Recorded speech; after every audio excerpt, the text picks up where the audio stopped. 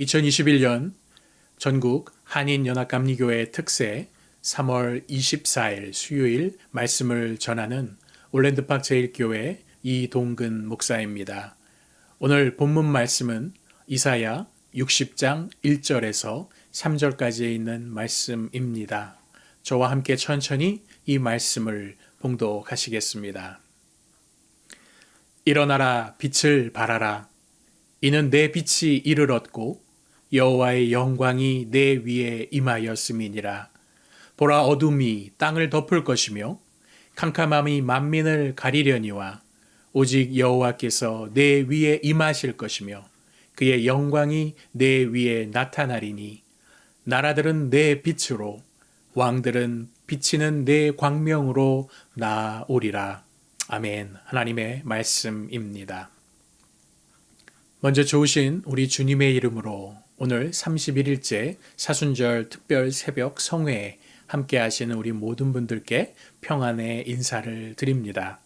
그리고 지금 교회 안에서 대면 예배를 통해 드리시는 분들, 또 그리고 이런저런 형편 때문에 온라인에서 홀로 예배를 드리시는 모든 분들과 이렇게 인사 나누기를 제안드립니다. 참 힘들고 고된 일상이지만 오늘도 하나님의 은혜가 없이는 단 한순간도 살아갈 수 없는 우리 모두에게 항상 행복하십시오. 마음에 그 마음을 담아서 같이 함께 인사 나누시겠습니다. 항상 행복하십시오. 아멘. 제가 지금 사역하고 있는 교회는 미중부 일리노이 주의 시카고에서 한 남쪽으로 30분 정도 거리, 차로 30분 정도 거리 떨어져 있는 올랜드 파크라고 하는 외곽에 자리한 작은 한인 교회입니다. 오랜 동안 미국 교회와 건물을 쉐어하면서 사역을 해오고 있는데 작년 이맘때부터 시작된 코로나 팬데믹의 영향으로 닫혀지는 바람에 지금까지 이렇게 온라인으로만 예배를 드리고 있습니다. 예배뿐만 아니라 기도회, 또 각종 모임들을 이렇게 온라인으로 진행하고 있습니다. 비록 모두들 입모아서 힘들고 어려운 시대라고 합니다만 지금도 그 잃어버린 한 영혼을 찾도록 우리를 자녀라고 부르시고 혹은 제자라고 부르시며 인도해 주시는 그 하나님의 은총의 손길에 믿음으로 순종하며 달려가는 교회가 될 수 있도록 또 이 자리를 통해서 우리 모든 성도님들에게 중보기도를 부탁드려 봅니다. 이미 많은 목사님들께서 이번 사순절에 함께 읽고 묵상하고 있는 이 이사야서에 대해서 말씀해 주셨던 것처럼 이사야서의 그 전체적인 모티브, 영감이라고 할까요? 어떤 꽂혀진 생각, 이 책이 쓰여져야만 할 만큼 중요하게 그 마음을 움직이고 있는 그것은 절망 그 한가운데 있는 그 예루살렘 공동체, 그리고 유다, 하나님 백성, 이들이 마침내 하나님의 능력으로 회복될 날, 그 구원의 날을 믿음으로 노래하는 데 있습니다. 암울하고 절망적이며 정의와 평화가 사라져가는 이 현실을 규탄하면서 그러나 하나님의 심판을 경고하고 미래에 목격하게 될 그 새로운 세상, 즉 정의와 평화의 하나님 나라에 대한 그 소망을 말씀으로 받은 이사야가 기록한 책입니다. 오늘 본문 말씀도 이러한 성취, 이러한 소망이 성취되고 있음을 예언하고 있습니다. 그중 첫 번째 부분이 되는 1절과 3절의 말씀, 오늘 우리가 읽은 전체 본문이기도 한데요. 그 말씀은 너무 강렬해서 이사야서 이 후반을 향해 달려가고 있는 지금 이 시점에서 마치 하나의 또 하이라이트와 같은 그러한 말씀이 오늘 우리가 읽은 이 본문 말씀입니다. 이번 사순절의 특별 새벽기도의 주제의 말씀이지요. 이사야서 40장 31절에 오직 여호와를 앙망하는 자는 새 힘을 얻으리니 독수리의 날개치며 올라감 같을 것이요 다른 박제라여도 곤비치 아니하겠고 걸어가도 피곤치 아니하리로다. 이 말씀만큼이나 은혜가 되고 위로와 소망이 되는 말씀이 오늘 이 본문 말씀입니다. 저는 개인적으로 이 본문 말씀이 참 익숙하고 은혜롭게 들리는 이유가 한 가지 있습니다. 그것은 죄송하지만 1980년대 한국에서 중고등부 시절을 보내셨던 분들, 특별히 또 교회 중고등부 학생으로서 지내보셨던 분들에게는 모를 수 없는 찬송이 하나 있습니다. 주찬양 선교단이 부르기도 했고요. 오늘 본문 말씀의 그 앞 주제이기도 한데요. 일어나 빛을 발하라. 최덕신 씨가 작곡하고 작사한 노래이지요. 특별히 이 노래는 남성 중창팀이 불렀을 때의 그 느낌이 저의 개인의 어떤 고백이기도 한데요. 아주 우렁찬 남성의 그 보이스로 확신에 가득 찬 그 찬송으로 불려집니다. 이 찬송을 특별히 남성, 제가 남성, 여성, 혼성을 이렇게 차별하는 게 아니고요. 남성 중창팀, 제가 아마 남학생이었고 고등학생이었기 때문에 그랬던 것 같아요. 이 남성 학교에 있는 남성 중창팀이 이 찬송을 불렀는데 그게 그렇게 은혜가 되었던 모양입니다. 어떤 강력한 도전과 희망과 약속의 말씀처럼 저에게는 다가와서 이 말씀이 기억이 많이 납니다. 사실 오늘 본문 말씀의 설교는 이 한 곡을 들려드리는 것만으로도 설교는 다 됐다라고 저는 믿습니다. 하나님의 어떤 그 위로와 확신, 그리고 하나님의 사랑과 은혜 외에는 우리를 살릴 길이 없음을 이 찬양 한 곡이 모든 것을 포함하고 있는데, 제가 그것을 좀 여러분들에게도 전해드리고 싶어서, 느낌을 좀 알려드리고 싶어서 유튜브로 찾아봤는데 쉽지가 않았습니다. 그리고 또 이것을 또 여기에 이렇게 올려놓으면 이게 아마 또 저작권에도 쉽지 않고요.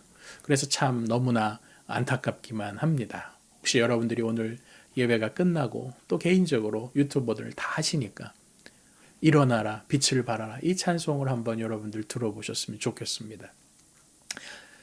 노래는 할 수 없고 그 가사로 여러분들에게 다시 한번 이 마음을 전달해 드리고 싶습니다. 일어나라 빛을 발하라. 이는 내 빛이 이를 얻고 여호와의 영광이 내 위에 임하였음이니라. 보라, 어두움이 땅을 덮을 것이며 캄캄함이 만민을 가리우려니와 오직 여호와께서 내 위에 임하실 것이요 그의 영광이 내 위에 나타나리니 열방은 내 빛으로 열왕은 내 광명으로 열방은 내 빛으로 나오리라. 아멘. 2700년 전 유다 백성들의 현실은 정치나 사회나 문화적으로 온갖 불의한 일을 도모했습니다. 무엇보다 여러 문화 속에서 흘러들어온 우상들을 하나님을 대신해서 섬기기 시작하면서 영적으로 또 무너지고 있었습니다. 결국 여러 그 강대국들 사이에서 갈피를 잡지 못했던 이 유다는 마침내 바벨론에 의해서 멸망을 당하게 됐고요. 그리고 그곳으로 노예들은 끌려가서 그야말로 고통과 저주의 종살이를 하게 됩니다. 오늘 이사야서는 그 망하기 전 유대 시대부터 이 종살이를 하고 있는 이 시대까지를 모두 아우르고 있지요. 그런데 마침내 하나님께서 이 이사야를 통해서 이 백성들에게 한 줄기의 빛과 같은 소망의 메시지, 구원의 말씀을 깨닫게 해 주신 것입니다. 그것이 오늘 본문의 메시지이죠. 그런데 여기서 질문이 생깁니다. 왜 이제서야 이 빛이 그들에게 임하였는가? 왜 이 빛이 그들에게 지금에서야 왔는가? 주님의 영광 이 빛이 유다 백성들과 늘 함께 하지 않았다는 얘기인가? 그들의 속에서 늘 살아가던 사람들이 그 이스라엘 백성, 유다 백성들이 아니었습니까? 그렇다면 언제 주님의 영광에서 그들은 떠나 살았다는 것일까요? 그들은 항상 하나님을 예배하는 그런 백성으로 알려져 있는데 그렇게 많은 예언자들은 보내졌고 그럼에도 소용이 없다는 얘기인데 그럼 왜 그들은 하나님의 음성에 귀 기울이지 않았을까요? 그동안 어찌 살았길래 하나님께서는 그들과 도저히 함께 하실 수 없을 만큼 그들을 떠날 수밖에 없으셨을까? 사실 이 문제는 그들의 일상생활에서 가장 큰 문제가 일어난 것을 우리는 이 이사야서를 읽으면 읽을수록 깨달아갑니다. 이 질문은 오늘 우리에게도 똑같이 적용됩니다. 어쩌면 우리들도 당시 유다 백성들처럼 나를 하나님을 잘 예배하며 살고 있다고 믿고 있었는지도 모르겠습니다. 우리가 매주일 아침 9시 혹은 10시 반, 11시 혹은 2시 제가 알고 있는 우리 한인연합감리교회들의 예배 시간들인데요. 그 시간이 되면 기쁨과 감사함으로 모이시지요. 예배도 드리고 그 안에서 교육도 있고 친교 모임도 나누고 그리고 회의도 열립니다. 아주 열심히 드립니다. 유다 백성들도 안 그랬을까요? 그들도 그랬습니다. 그런데 이스라엘과 유다가 사회적으로, 정치적으로, 문화적으로 그리고 영적으로 무너지게 된 것, 이것은 그 안식일을 뺀 나머지 6일의 일상이 하나님과 함께 하기에는 좀 불편했나. 내가 탐닉하는 것들이 그 6일 속에 실제로 있었기 때문에 주님과 거룩한 그 일상, 하나님의 말씀을 듣는 것이 그 6일은 불가능했다는 거지요. 그래서 그들의 일상이 무너집니다. 어제 바로 읽었던 이사야 59장의 그 초반에 있는 말씀도 그것을 발견하게 충분합니다. 59장 1절로 2절 말씀입니다. 여호와의 손이 짧아 구원하지도 못하심도 아니요 귀가 둔하여 듣지 못하심도 아니라 오직 너희 죄악이 너희와 하나님 사이를 갈라놓았고 너희 죄가 그의 얼굴을 가리어서 너희에게서 듣지 않으시게 함이니라. 바라기는 오늘 저와 여러분들의 하루가 우리 자신의 일상을 왓츠아웃하는 일에 한번 유심히 돌아보시면서 살아보기를 소망합니다. 오늘 하루가 과연 얼마나 내 자신의 일상 속에 하나님과의 교통함이 있는지, 하나님께 친밀한 사귐이 있는지를 유심히 돌아보는 오늘 이 하루를 여러분들이 한번 맞이했으면 좋겠습니다. 그럼에도 오늘 본문에 나타난 이 빛, 우리에게 비춰진 이 환한 빛을 어떻게 이해하면 좋을지 그것이 궁금합니다. 이것도 역시 하나님의 은혜입니다. 세상이 다루는 물질적 차원에서의 빛이란 보통 태양을 항상 말합니다. 이 태양은 마치 빛의 근원, 에너지의 기원처럼 우리는 생각하고 있기 때문입니다. 그래서 태양을 고대로부터 우리는 많은 문화가 신으로 종교화했습니다.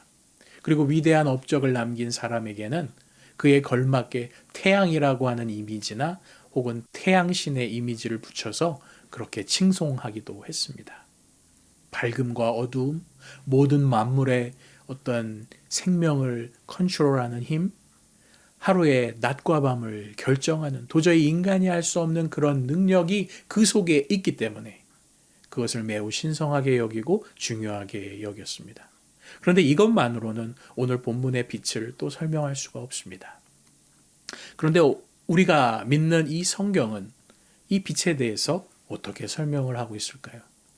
성경은 태양이 창조되기 전 바로 빛이 먼저 창조되었다라고 분명히 선포합니다. 저 하늘에 해와 달과 별들을 세우신 것은 그 이후 훨씬 뒤의 일입니다. 창세기 1장 1절로 5절의 말씀이죠.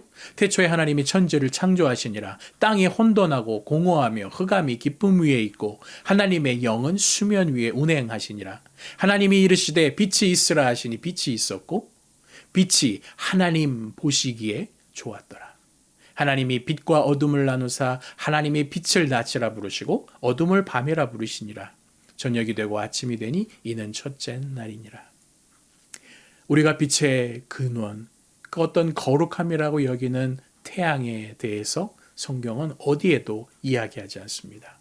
오직 성경이 증언하는 이 빛의 개념은 모든 생명과 존재를 가능하게 하는 어떤 인프라로 보는 물리적 차원으로 거기에 멈추지 않습니다. 그것을 뛰어넘습니다. 그것보다는 모든 것의 생명이시고 하나님 자신으로 드러내시는 어떤 영적 차원의 이야기로 성경은 늘 풀어냅니다. 이 빛은 하나님께서 우리에게 직접 찾아오신 어떤 사랑의 의지 그리고 그 표현이라고 보고 있습니다.